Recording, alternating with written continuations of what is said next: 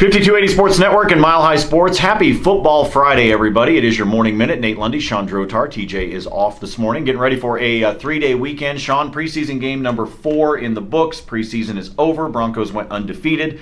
We can remind everybody that the Detroit Lions went undefeated in the preseason before going 0-16. So let's just keep that in mind, like temper your expectations here. Kyle Sloter, I got to give him credit. He started... Look, the last time the Broncos started a game like that, it ended 43-8. You remember? So the fact that he recovered the way he did, I was impressed. Yeah, the beginning, very bumpy, of course. Got a safety as he was tackled in that end zone and almost had one later in the game. Yeah. So there's some situational awareness that Kyle Sloter needs to work on. The truth is you have to find a way to get rid of that ball. Even if you're grounding it in the end zone and you get the penalty for the safety, it's still no worse. So there's something to work on. But it didn't seem to rattle him. He got better as the game went on. He managed to work his way around it and get through that. And then, of course, that was turned out to be the only points the Cardinals score all night.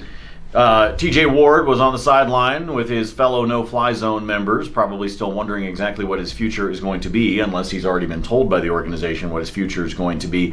I've been saying all week I have absolutely no problem with the trade. I can see why. I can understand it. I'm a big believer in Justin Simmons, as is Sean. So I don't have a problem with it from a play-on-the-field standpoint, and I also don't necessarily have a problem with it from the leadership in the locker room side of things. But the idea of just completely waiving him, Sean, cutting him, and not getting anything in return, not even a compensatory pick, doesn't sit right. Well, that's the strange part. I mean, obviously, they're not in a cap situation where they have to cut TJ Ward. They're about $11 million under the cap. He's already taken care of, and there's room for him. So when you just talk about waiving him, and the compensatory draft pick's part of it too, not only do you lose a Pro Bowler, you lose that potential draft pick, and for what?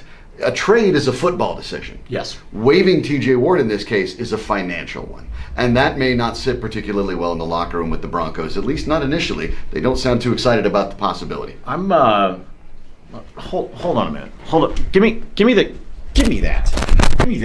Are we really going to do this? Go sit down. Look. Okay. It is Rocky Mountain Showdown Day. Check out what Ryan is that Green tonight? I thought it was coincidence. All right, that's so- weird because CU fans usually have it circled on their calendar. So guys, Rocky Mountain Showdown. Give me each of your arguments as to why your team will win. Okay.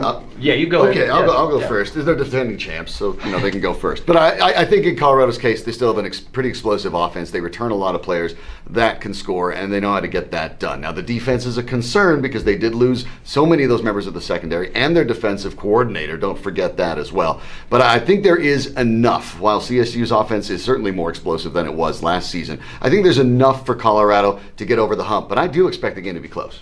Yeah, the main point that CSU has going for them this year, this is week 2 for them. So they got it out of the way. There's no first game jitters.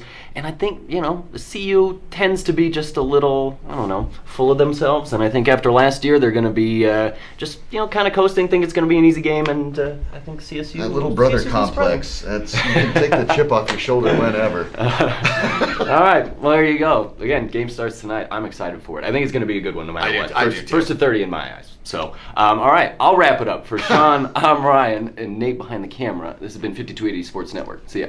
What button do I push?